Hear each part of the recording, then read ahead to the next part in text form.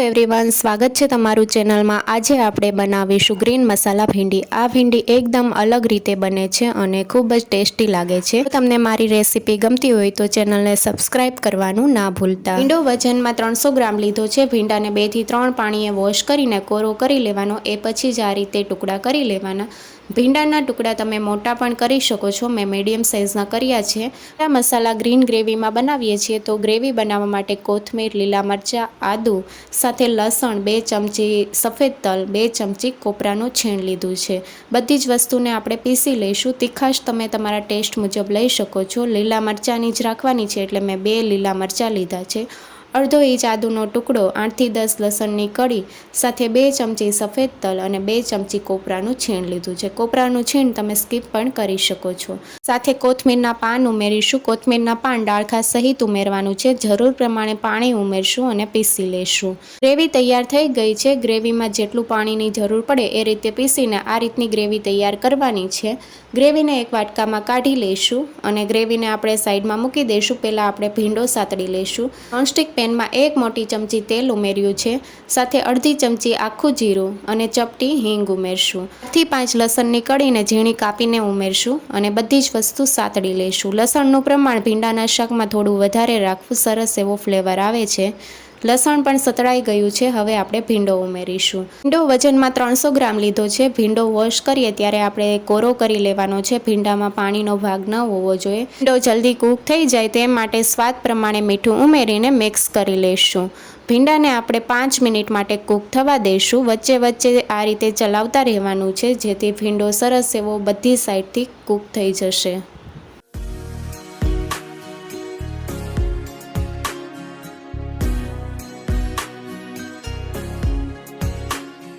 ભીંડો સરસ એવો કૂક થઈ ગયો છે। ભીંડાને કૂક થતાં 5 મિનિટ જેવું થયું છે અને મીડિયમ ગેસની ફ્લેમ ઉપર તમે કૂક કરશો એટલે આ રીતનો ભીંડો સરસ એવો ડ્રાય તૈયાર થઈ જશે। અને હવે આપણે ગેસની ફ્લેમ બંધ કરી દઈશું અને બીજા પેન ઉપર ગ્રેવીને થોડી સાતળી લઈશું। તો 2 મોટી ચમચી તેલ ઉમેર્યું છે, સાથે જે ગ્રેવી આપણે તૈયાર કરી હતી એ ઉમેરવાની છે અને મિક્સ કરી લઈશું। ગ્રેવીને સતળાતા બહુ વાર નહીં લાગે। 2 થી 3 મિનિટમાં ગ્રેવી સરસ એવી કૂક થઈ જશે। તો 2 મિનિટ માટે ગ્રેવીને આપણે સાતળી લઈશું।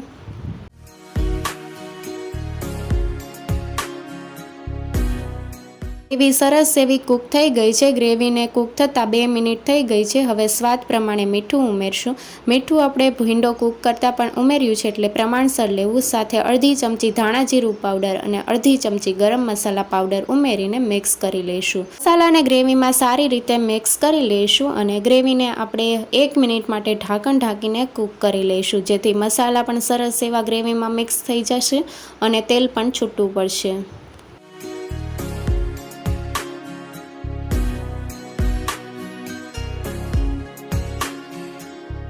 ઢાંકણ ખોલીને જોઈએ તો ગ્રેવીમાં સરસ એવું તેલ છૂટું પડવા લાગ્યું છે। ગ્રેવીમાં મસાલા પણ સરસ એવા સતળાઈ ગયા છે। હવે આપણે ભીંડો જે ફ્રાય કરીને રાખ્યો છે તે ઉમેરશું અને મિક્સ કરી લઈશું। ટોટલ આપણે ગ્રેવીને 3 થી 4 મિનિટ માટે કૂક કરી છે અને ભીંડો આપણે ઉમેર્યો એ પછી આપણે મિક્સ કરવાનું છે। બહુ વધારે વાર કૂક નથી કરવાનું। ગેસની ફ્લેમ બંધ કરી દઈશું તો એકદમ ટેસ્ટી એવું ગ્રીન મસાલા ભીંડી તૈયાર થઈ ગયું છે। ગ્રીન મસાલા ભીંડીને તમને ચમચીથી બતાવું તો આ રીતનું તૈયાર થયું છે। એકદમ અલગ રીતે અને સરળ રીતે 8 થી 10 મિનિટમાં તૈયાર થઈ જતું મસાલા ભીંડીની રેસીપી તમને કેવી લાગી? જો તમે આ શાક ક્યારેય ન બનાવ્યું હોય તો તમે જરૂરથી ટ્રાય કરજો અને નવી રેસીપી જોવા માટે ચેનલને લાઇક, શેર અને સબસ્ક્રાઈબ કરો। Thank you for watching.